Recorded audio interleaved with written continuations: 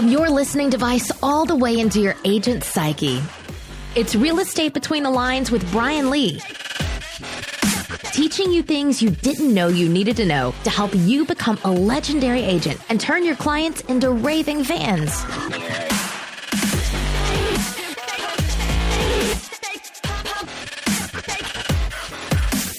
Welcome to Real Estate Between the Lines. I am your host, Brian Lee. I'm so excited to be here today. I don't know why. We've had a good week, good weekend, and all that kind of stuff. The weather's been beautiful. It's been fantastic. We've been driving Porsches recently. Oh my God, that was so much fun. That's pretty cool. It was. I am still all about, though, helping one agent at a time. One agent. I think we got up to 10. Just one. 10, yeah, You don't want to get ahead of ourselves. Yeah. Help two. We were aggressive lately. Yeah. We need to slow it down a little bit. Yeah. Maybe like we were at one point. I remember one of the episodes we were talking about that we were like at 7.2 listeners. Yeah, and I don't know how that happens. It doesn't matter. Like it's the math. infant or It's something. math. Ooh, new Yeah. tagline, helping too many agents at a time. Too many agents. How's that? Helping them with things they already know that they know. That's right, exactly. Well, today might actually be a little bit of that. Maybe. So beforehand, let me remind everybody that I have two lovely people with me that are on this journey with That's me, nice. helping me along. Yay. We're lovely. It's myself and I. No, Oh. me, myself. The two important. Oh, I'm sorry. I meant Cate and Christian. Right. You guys fell for that Thanks. one. This is a bad joke. So today we're going into, today's episode and then next week's episode are kind of tied together. It's not a two-parter, but one of the things that my lovely bride, my business partner does, and I absolutely love that she does this, that this is something that I preach in my classes, is helping your clients through the transactions. So the episode today is about helping your buyer. The episode next week will be about the seller, but they're both about let's take a proactive approach from the very beginning. We're sitting down with our buyer, we're sitting down with our seller and talking about just an overview about what's going to happen.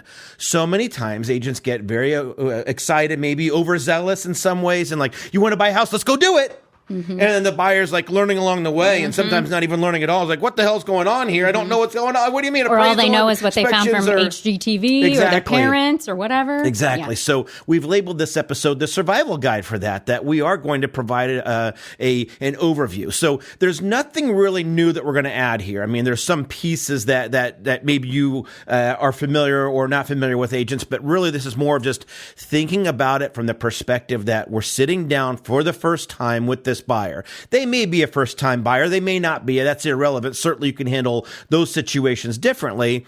But at the end of the day, we are sitting down with them for the first time in this situation. And let's talk about that, because there are pieces of here's what happens in a transaction. But there's also pieces that we'll get into today of this is how I do it too. That maybe you've had a previous experience with another agent and they did a good or a bad job, whatever. That's So it's a great thing Great to bring point. up. Because especially buyers or clients that have already been through the process before, maybe the other agent did things a little differently, or maybe things have changed. I mean, for those of you that have been in the business more than 3 or 4 years, things are not the same that they used to be. Absolutely. So, yeah. Absolutely. Before we get into that, though, we have The song of the episode. the episode song, yes. Whether it's rock and roll, country, or early hip hop, you know there's no way we're gonna pay to play Our weekly song. I was trying to think of a good song. I love that jingle. I love it. So long, though. It's so good, But it's great. So today's episode, next week's episode is about the survival guide. So instead of picking a song that was really relevant to that topic, I picked a band. I picked a band that really An played entire into this. band? A band, yes. Wow. Survivor. Oh. Survivor. You're going to love it. You're going to love it. Yeah. And also, since we're all about being legendary and all that kind of stuff, I picked songs from Rocky. I mean, Eye of the Tiger is the Eye of the song. Tiger. Come on, everybody You knows can't go wrong with that that. song. Like it. It's the Eye of the Tiger. That's my 80s hair band. Because everything was so... I would like to inform our audience. Brian does this at home. He will just break out in a song, and it's always... Well, it's Always. it's not funny because I love I'm a huge hair band fan and all that kind of stuff. But back in the 80s, it was just so common for the singers to just scream at the top of their voice, "It's the Eye of the Tiger!" And now Survivor, with full mad respect to them, the same singer will be out here and it's like, it's the eye of the tiger, because they've blown out their voice. Right, they can't sing anymore. They can't scream anymore. So this song, Eye of the Tiger, was actually on 2 different albums. It was on... Christian, you'll enjoy this. Eye of the Tiger. The Eye of the Tiger on album. The album Eye of the Tiger. On the Eye of the Tiger. But it was also on the Rocky III soundtrack. So it was released in June of 1982. It was track 1. This is interesting, guys. This is so funny. On the Eye of the Tiger album, track 1, length 4 minutes and 4 seconds. Okay. On the Rocky III soundtrack, it was track 1, but the length went to 3 minutes and 53 seconds. Radio edit. What? Yes. And then, kind of as a foreshadowing, it was re-released with Rocky IV, and it had a completely different time there, too. So it had 3 different running times, depending on what which... What do they cut out? What do you do? Is it just end in the middle? Apparently, it was just funny because I was going over that. But again, just interesting. They probably got rid of some stuff at the beginning. And Yeah. just kind of move it along. And as the time went on... Kind of like you tried to do with us. Exactly. Let's move on. So anyway, to be legendary, you have to have that Eye of the Tiger. But the theme was that we are survivors. Let's keep going there. So that's your song of the episode. I like it. Love Eye of the Tiger. All right, so getting into this today, we're talking about some of the details we get into, explaining some of this.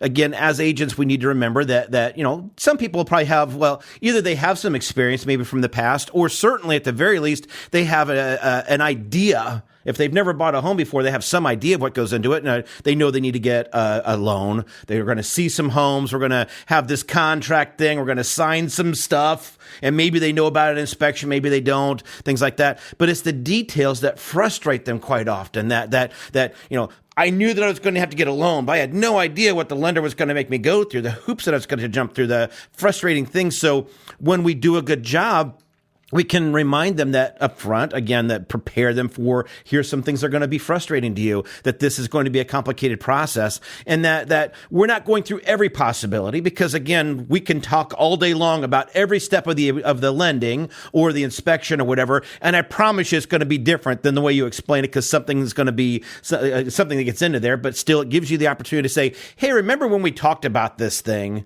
that I told you that this might pop up? They're like, oh yeah, I remember, instead of like, oh yeah, I had no idea. And I'm mad and don't know what to do now. Exactly. You're setting that expectation, educating them about the process. And I tell them that. That's what we're doing here. I just want to give you an overview of what to expect so that you're not surprised. And again, I'm going to hold your hand through the whole process. Yep, absolutely.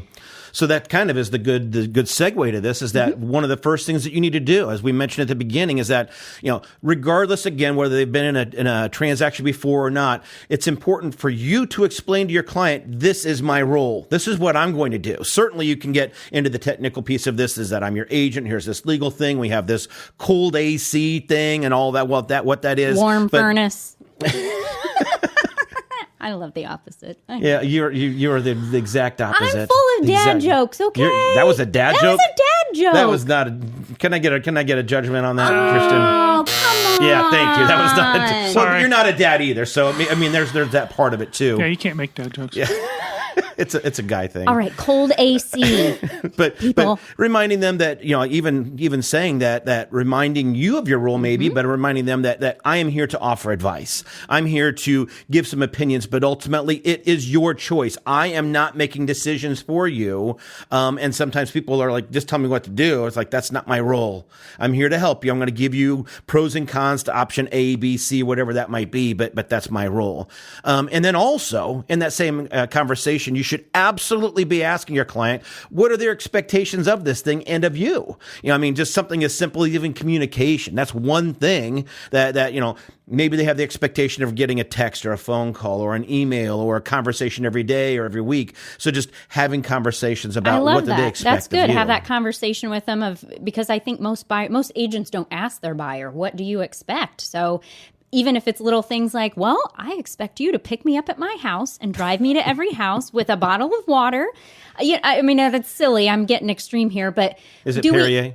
Is it Perrier? Course. Okay. Sparkling. Fiji water. Fiji water. That's another good one. Yep. Yes. But just asking them, I think that's really important to get their feedback too. And most of the times they're going to say, well, I don't know. I just want you to help me get the house I want. Okay. Well, I can do that. So Yep. I think that's a great question. Absolutely. And another kind of piece of that too, that certainly would be applicable to the people that have had previous transactions.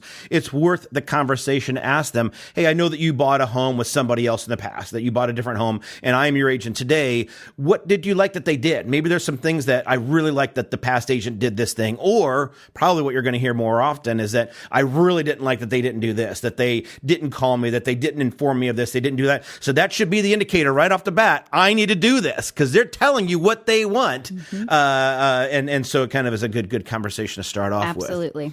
The next thing we want to get into is to walk them through the process. Again, we're not getting into the details of this. Remembering, again, that this is the conversation we're having with them at the beginning. I'm meeting with you as this consultation the first time and walking them through the various pieces. We're not getting into the details. The details will come when the things happen. But we want to talk about the buyer agency agreement if you're going to have that.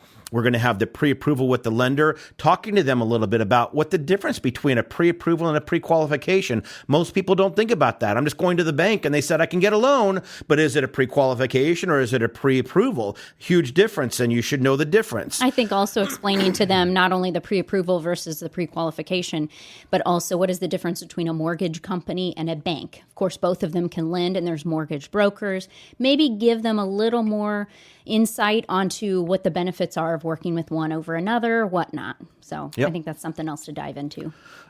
Talking about that too, again, agents, we are keenly aware of this or acutely aware of it, that your client is going to be probed.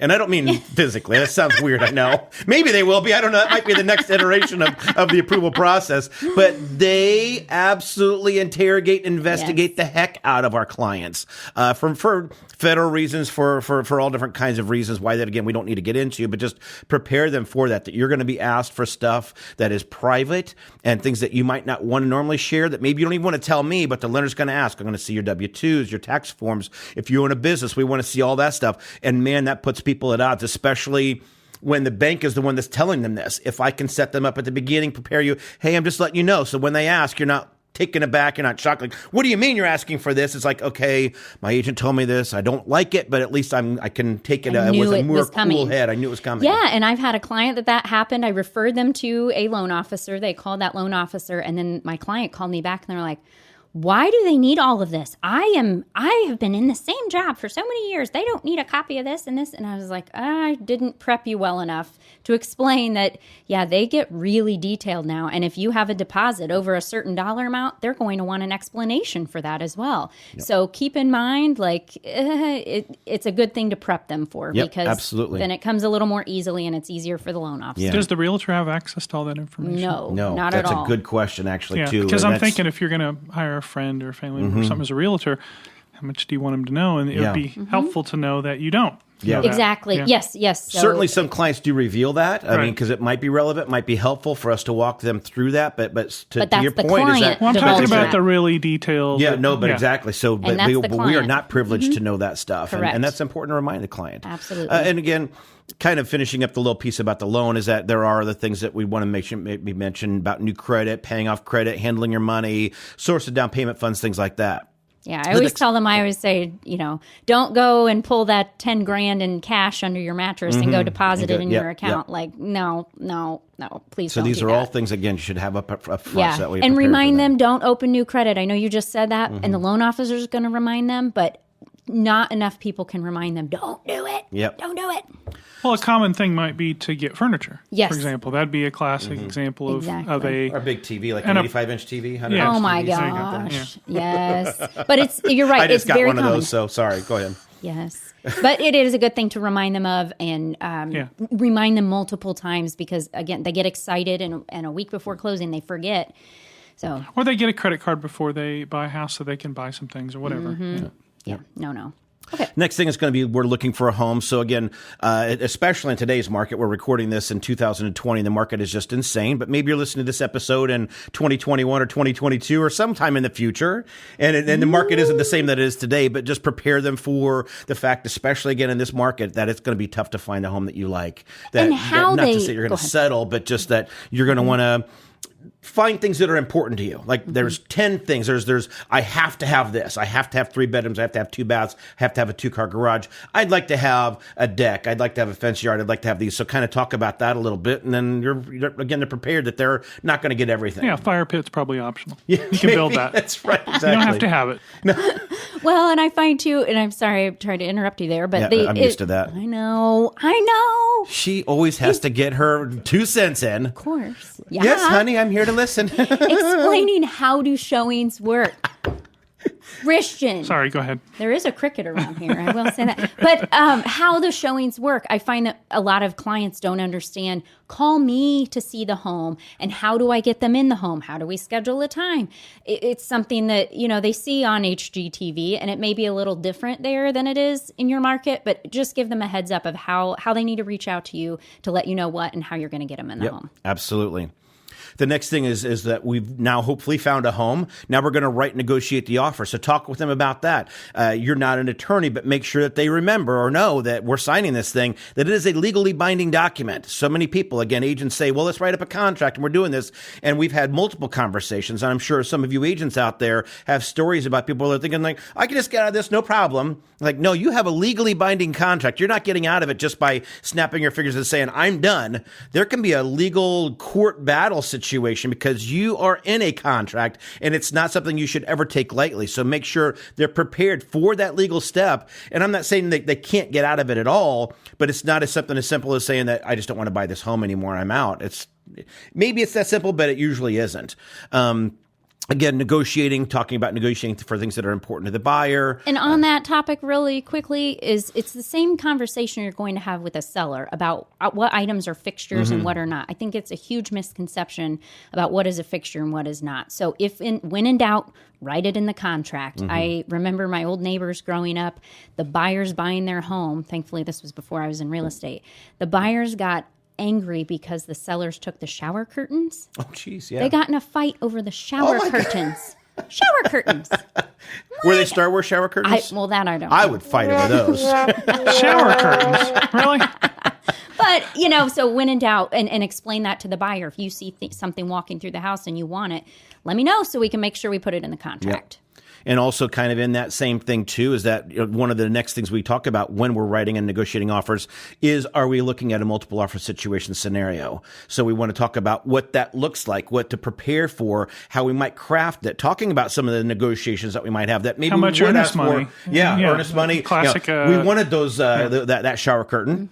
I'm really fighting for it, but maybe I can let that go. Maybe I'll let that go because I really want the house. Security systems, ring doorbells. Yeah. So just preparing them for what a multiple offer situation might look like and what you're up against and how that might play out. So that's a big deal. Speaking of buyers. Yeah. Christian, I have a side note. We're picking up I think he's waiting because he doesn't want to push the button. I wish that we could avoid It's a this. side note tangent. I tried, Brian. Can we just Come stay closer. on I was topic? Waiting out on that one. It's buyers. I know, but I just kind of, the longest buyer I ever had, year to date so far, I worked with them for 4 years before they bought a house. Wow. So That's crazy. We met through an open house, and we hit it off and became good friends. But they knew But not great friends. Well, we are now. We are After 4 years, I think it's kind of part of the thing. It was We were so okay, close at the end. but nothing ever. We couldn't find the right house that fit. And finally, what's weird is everything they wanted in a house, an opportunity arose for them with a bank-owned property through his work. He worked for a bank at the time. And it was nothing that they were looking for. But No fire pit. No fire. It did not have a fire no pit. shower curtains. But so they wrote the offer, and anyway, and they've since sold and moved 2 more times, and we're very dear friends. Their little daughter used to call me Cake. It was Aw. cute. I know. It was so cute. Because you're so sweet. Because she couldn't say Kate. Oh, okay. It was cute. Thank you. Moving on. Were we done? Yeah, Yes, we're done. We're picking up Trying to tighten the show up a little bit. Be great. Wait. Cutting out the fat. Oh, good. You got the back of my It's a face. side note Oh, sorry. tangent with Kate.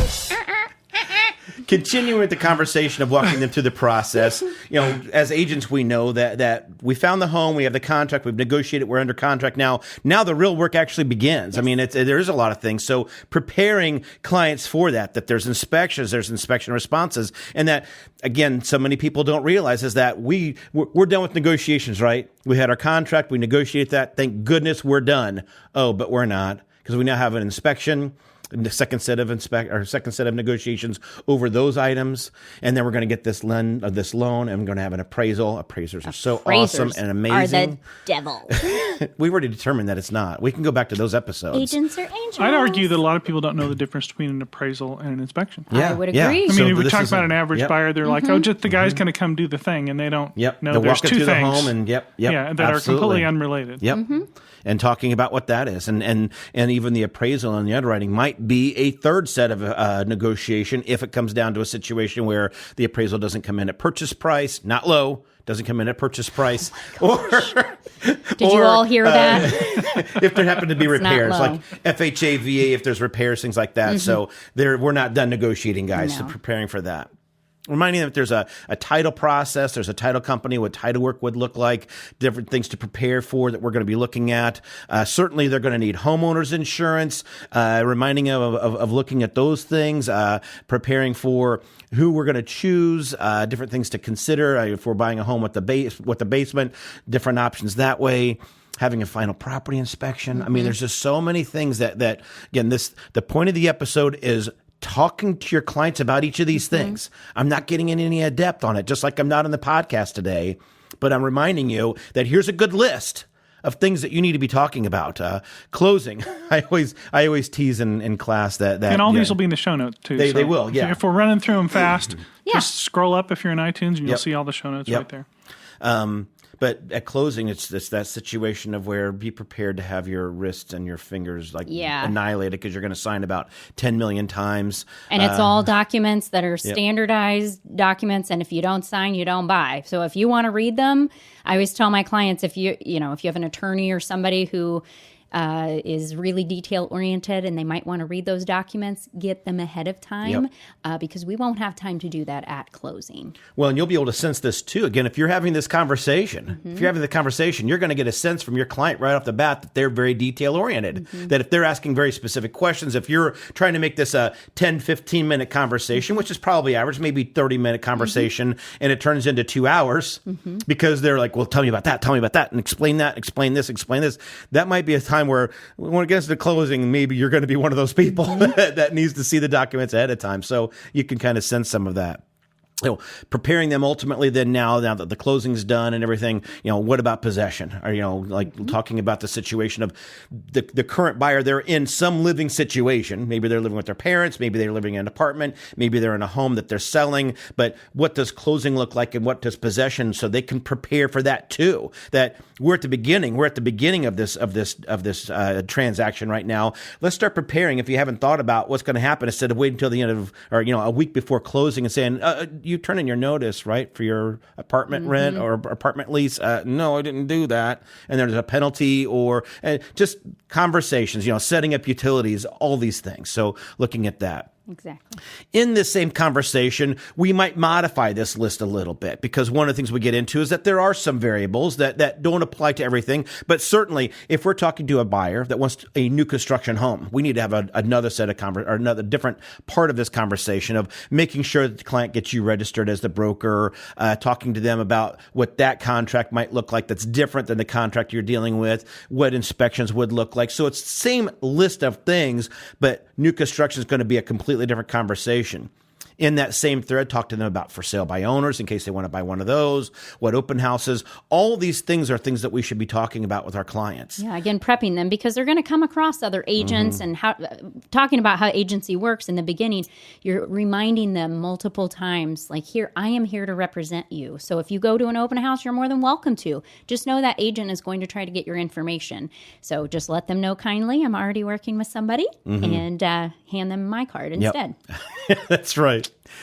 Home warranties would be in here. That's, again, a minor conversation, but just that's another point that you might want to bring up. Certainly bring up the fact that, Cate, you kind of mentioned this a little bit. You talked about mortgage bankers versus lenders, that you might have some preferred vendors. And agents, you know this, if you've done this long enough, is that sometimes our clients pick some vendors that we're like, oh my gosh, why'd you pick that vendor for whatever reason, whether it's a lender, a title company, whatever, that you've just had horrible experience with, that it might be your opportunity to say, I'm not saying don't use it. Ultimately, it is the client's choice, but I have not had a good experience, that they have not been responsive, they haven't done these things, they don't follow through, whatever it might be, and say, maybe I have a preferred vendor that might be better for you, that might fit your situation better. Yeah, maybe ask them why do they want to use that particular bank or whatever it may be, and that you've had horrible experiences with, and just share your experiences, like you said, and then let them, they're making a little more educated decision about who they want to use.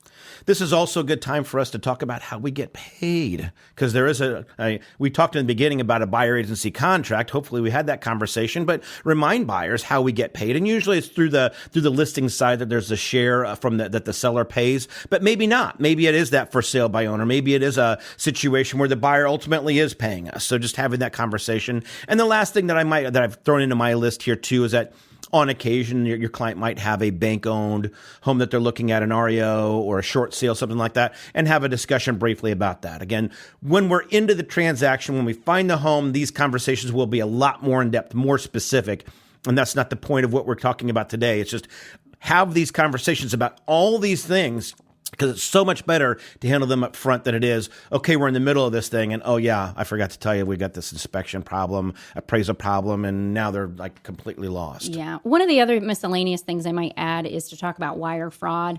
You mentioned closing, reminding them that the money that they are bringing to closing, you can't bring a debit card. I know that sounds silly, but so many people think, well, it's cash in my bank.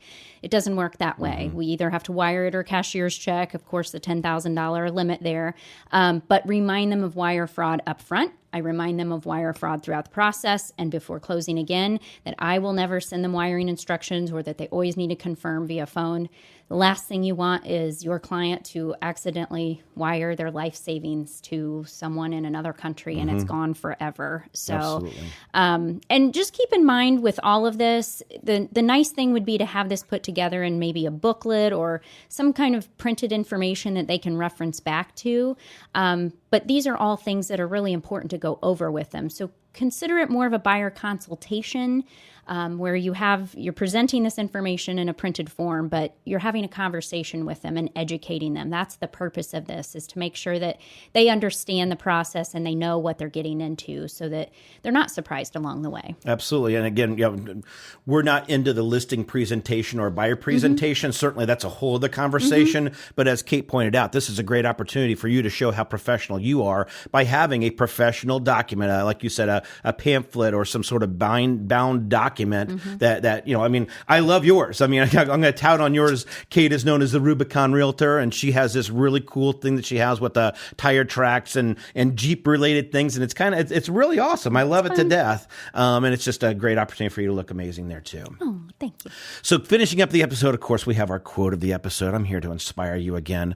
This is an evergreen episode, but we are recording this right now, right after Justice on the Supreme Court, Ruth Bader Ginsburg, passed away. So I thought it would be kind of appropriate to have a quote for her that kind of is inspiring for that, because I am all about inspiring women. As much as I like to criticize Cate and give her a hard time and all that, I love her to death, and I have a daughter, and I think it's a great thing. I don't necessarily, I'm not going to get political here, but I don't necessarily believe in everything that Ruth Bader Ginsburg did, but I loved how empowering she was to women, and I love that for women, for my wife, for my daughter, all that. Anyway, her quote was this: fight for the things that you care about, but do it in a way that will lead others to join you. I love that. Even for myself, I look at this thing that fight for what you do, but don't fight against other people. Get people behind you. Fight for the things that people can go into that. I love that. I love that she did that. Anyway, so that's it for Ruth Bader Ginsburg. Rest in peace, and thank you for everything that she's done. Closing out. There are so many steps to talk about with your client. Show them your value. Show them what you bring to the table. Talk to them about what you do. Talk to them up front about what the situation is, so that way you can be proactive, and that way you can reference back, say, remember we talked about this, instead of like, oh my gosh, I forgot this is going to happen, and now you're kind of shuffling, trying to figure out what it is. Do this. They will love you, and they will send you referrals like crazy. So that's it for today, guys. We hope that you enjoyed the episode. We will have this list. We will have a little thing in our show notes of a list of what this is, so you can download that and see that as well. But anyway, if you have any questions, if you have anything like that, please feel free to reach out to me at brian@brianclee.com. We love your listeners. Come back and send more listeners to us. We need to get up to like 11 next week. 12. 11.4. That's 11 point. Wow, you're going. I know. Anyway, thanks for joining us today. Take care, guys, and have a legendary day. You've been listening to Real Estate Between the Lines with Brian Lee. If you'd like to learn more about becoming a legendary agent, be sure to visit us at brianclee.com and sign up to hear about upcoming workshops and events. Now go out there and turn your clients into raving fans.